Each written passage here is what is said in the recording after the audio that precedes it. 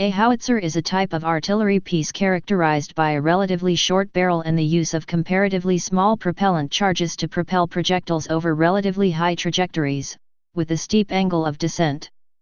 In the taxonomies of artillery pieces used by European, and European-style, armies in the 17th to 20th centuries, the howitzer stood between the gun, characterized by a longer barrel, larger propelling charges, smaller shells, higher velocities, and flatter trajectories, and the mortar, which was meant to fire at even higher angles of ascent and descent.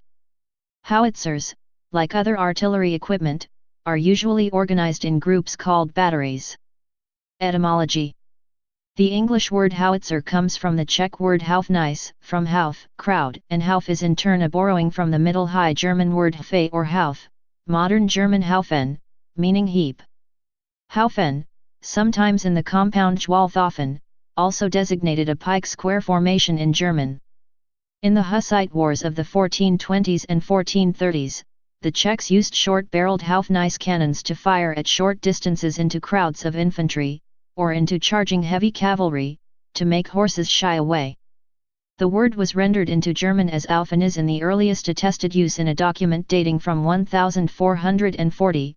Later German renderings include Hausnitz and, eventually Haubitze, from which derive the Scandinavian Haubitz, Croatian, Polish and Serbian Haubica, Finnish Haupiti, Russian and Bulgarian Gobitsa, Italian Obis, Spanish Obus, Portuguese Obus, French Obizier, and the Dutch word Howitzer, which led to the English word howitzer. Since the First World War, the word howitzer has been increasingly used to describe artillery pieces that, strictly speaking, belong to the category of gun howitzers. Relatively long barrels and high muzzle velocities combined with multiple propelling charges and high maximum elevations. This is particularly true in the armed forces of the United States, where gun howitzers have been officially described as howitzers for more than 60 years. Because of this practice, the word howitzer is used in some armies as a generic term for any kind of artillery piece that is designed to attack targets using indirect fire. Thus, artillery pieces that bear little resemblance to howitzers of earlier eras are now described as howitzers, although the British call them guns. Most other armies in the world reserve the word howitzer for guns with barrel lengths 15 to 25 times their caliber, longer-barreled guns being termed cannons. The British had a further method of nomenclature. In the 18th century, they adopted projectile weight for guns, replacing the old naming system of culverin, saker, etc. that had developed in the late 15th century. Mortars had been categorized by caliber in inches in the 17th century, and this was inherited by howitzers.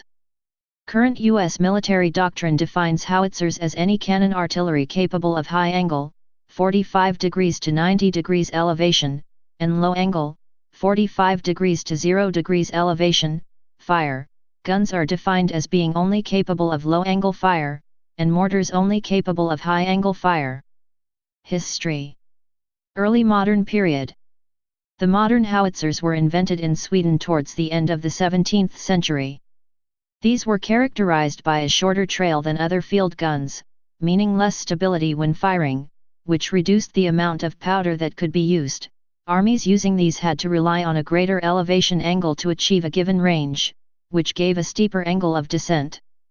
Originally intended for use in siege warfare, they were particularly useful for delivering cast iron shells filled with gunpowder or incendiary materials into the interior of fortifications. In contrast to contemporary mortars, which were fired at a fixed angle and were entirely dependent on adjustments to the size of propellant charges to vary range, howitzers could be fired at a wide variety of angles. Thus, while howitzer gunnery was more complicated than the technique of employing mortars, the howitzer was an inherently more flexible weapon that could fire its projectiles along a wide variety of trajectories. In the middle of the 18th century, a number of European armies began to introduce howitzers that were mobile enough to accompany armies in the field. Though usually fired at the relatively high angles of fire used by contemporary siege howitzers, these field howitzers were rarely defined by this capability. Rather, as the field guns of the day were usually restricted to inert projectiles, which relied entirely on momentum for their destructive effects, the field howitzers of the 18th century were chiefly valued for their ability to fire explosive shells. Many, for the sake of simplicity and rapidity of fire, dispensed with adjustable propellant charges. The obus gun was an early form of howitzer in the Ottoman Empire. In 1758 the Russian Empire introduced a specific type of howitzer, or rather gun howitzer, with a conical chamber, called a licorne, which remained in service for the next 100 years. In the mid-19th century, some armies attempted to simplify their artillery parks by introducing smoothbore artillery pieces that were designed to fire both explosive projectiles and cannonballs, thereby replacing both field howitzers and field guns. The most famous of these gun howitzers was the Napoleon 12-pounder, a weapon of French design that saw extensive service in the American Civil War. The longest-serving artillery piece of the 19th century was the mountain howitzer, which saw service from the war with Mexico to the Spanish-American War. In 1859, the armies of Europe, including those that had recently adopted gun howitzers, began to rearm field batteries with rifled field guns. These new field pieces used cylindrical projectiles that, while smaller in caliber than the spherical shells of smoothbore field howitzers, could carry a comparable charge of gunpowder. Moreover, their greater range let them create many of the same effects, such as firing over low walls, that previously required the sharply curved trajectories of smoothbore field howitzers. Because of this, military authorities saw no point in obtaining rifled field howitzers to replace their smoothbore counterparts but, instead, used rifled field guns to replace both guns and howitzers. In siege warfare, the introduction of rifling had the opposite effect. In the 1860s, artillery officers discovered that rifled siege howitzers, substantially larger than field howitzers, were a more efficient means of destroying walls, particularly walls protected by certain kinds of intervening obstacles, than smoothbore siege guns or siege mortars. Thus, at the same time armies were taking howitzers of one sort out of their field batteries, they were introducing howitzers of another sort into their siege trains and fortresses. The lightest of these weapons, later known as light siege howitzers, had calibers around 150 mm and fired shells that weighed between 40 and 50 kilograms.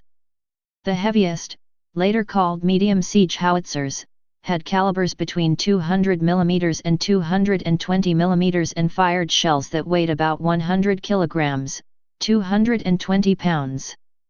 In the Russo-Turkish War of 1877-1878, the inability of rifled field guns to inflict significant damage on field fortifications led to a revival of interest in field howitzers. By the 1890s, a number of European armies fielded either light, 105 mm to 127 mm, or heavy, 149 mm to 155 mm, field howitzers, and a few, such as that of Germany, fielded both. During the 1880s, a third type of siege howitzer was added to inventories of a number of European armies. With calibers that ranged between 240 mm and 270 mm and shells that weighed more than 150 kilos, these soon came to be known as heavy siege howitzers. A good example of a weapon of this class is provided by the 9.45-inch, 240 mm, weapon that the British Army purchased from the Skoda Works in 1899. Intended for use against the fortifications of Pretoria, which fell before the howitzer could be used, and subsequently deployed to China for use against the fortifications of Peking, which also fell without a siege, the 9.45-inch, 240 mm, howitzer was never fired in anger. 20th century. In the early 20th century, the introduction of howitzers that were significantly larger than the heavy siege howitzers of the day made necessary the creation of a fourth category, that of super-heavy siege howitzers. Weapons of this category include the famous Big Bertha of the German Army and the 15-inch, 381 mm, howitzer of the British Royal Marine Artillery. These large howitzers were transported mechanically rather than by teams of horses. They were transported as several loads and had to be assembled at their firing position. These field howitzers introduced at the end of the 19th century could fire shells with high trajectories giving a steep angle of descent and, as a result, could strike targets that were protected by intervening obstacles. They could also fire shells that were about twice as large as shells fired by guns of the same size. Thus, while a 75 mm field gun that weighed 1 ton or so was limited to shells that weighed less than 8 kilograms, a 105 mm howitzer of the same weight could fire 15 kilogram shells. This is a matter of fundamental mechanics affecting the stability and hence the weight of the carriage.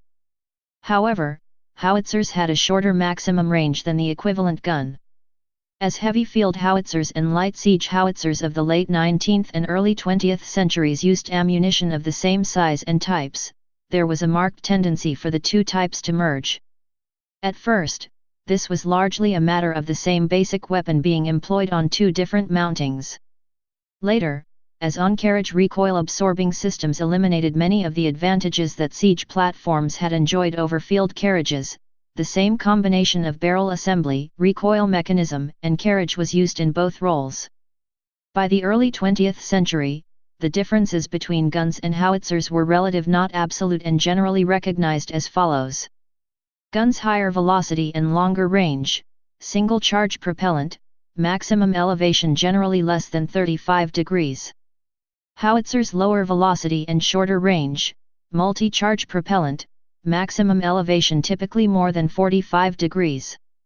The onset of trench warfare after the first few months of the First World War greatly increased the demand for howitzers that gave a steep angle of descent, which were better suited than guns to the task of striking targets in a vertical plane, such as trenches, with large amounts of explosive and considerably less barrel wear.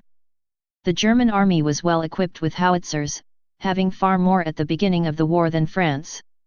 Many howitzers introduced in the course of World War I had longer barrels than pre-war howitzers. The standard German light field howitzer at the start of the war, the 10.5 cm Leichtfeldhaubitze 98/09, had a barrel that was 16 calibers long, but the light field howitzer adopted by the German army in 1916, 105 mm Leichtfeldhaubitze 16, see on the left, had a barrel that was 22 calibers long. At the same time, new models of field gun introduced during that conflict, such as the 77 mm field gun adopted by the German army in 1916, 7,7 cm Feldkanone 16, were often provided with carriages that allowed firing at comparatively high angles, and adjustable propellant cartridges. In other words, there was a marked tendency for howitzers to become more gun-like, while guns were taking on some of the attributes of howitzers.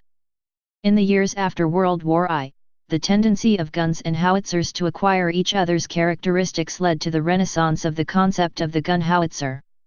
This was a product of technical advances such as the French invention of auto-fretage just before World War I, which led to stronger and lighter barrels, the use of cut-off gear to control recoil length depending on firing elevation angle, and the invention of muzzle brakes to reduce recoil forces. Like the gun howitzers of the 19th century, those of the 20th century replaced both guns and howitzers. Thus, the 25-pounder gun howitzer of the British Army replaced both the 18-pounder field gun and the 4.5-inch howitzer. While this had the effect of simplifying such things as organization, training, and the supply of ammunition, it created considerable confusion in the realm of nomenclature. In the U.S. Army, however, the preferred term was howitzer. Thus, as gun howitzers replaced both guns and howitzers, words such as Haubitzier, French, and Haubitze, German, which had originally been used to designate weapons with relatively short barrels, were applied to weapons with much longer barrels. During World War II, the military doctrine of Soviet deep battle called for extensive use of heavy artillery to hold the formal line of front. Soviet doctrine was remarkably different from the German doctrine of Blitzkrieg, and called for a far more extensive use of artillery. As a result, howitzers saw most of the action on the Eastern Front, and most of the best howitzers of the World War II period were Soviet-made, as other allies mostly relied on different types of assault for the battle. Most of the howitzers produced by the USSR at the time were not self-propelled, as the country did not have resources to spare for the construction of the engines for the self-propelled variants. Notable examples of Soviet howitzers include the M10, M30 and D1. As Soviet howitzers were deployed a lot more than comparable Allied or Axis guns, they often had worse paper characteristics that were deliberately sacrificed to improve operational performance and the usability of the artillery pieces by the deployed troops. Since World War II, most of the artillery pieces adopted by armies for attacking targets on land have combined the traditional characteristics of guns and howitzers: high muzzle velocity, long barrels, long range, multiple charges and maximum elevation angles greater than 45 degrees. The term gun howitzer is sometimes used for these, e.g., in Russia, many nations use howitzer, while the UK, and most members of the Commonwealth of Nations, calls them guns, for example gun, 105 mm, field, L118. Types. A self-propelled howitzer is mounted on a tracked or wheeled motor vehicle. In many cases, it is protected by some sort of armor so that it superficially resembles a tank. This armor is designed primarily to protect the crew from shrapnel and small arms fire, not anti-armor weapons. A pack howitzer is a relatively light howitzer that is designed to be easily broken down into several pieces, each of which is small enough to be carried by mule or pack horse.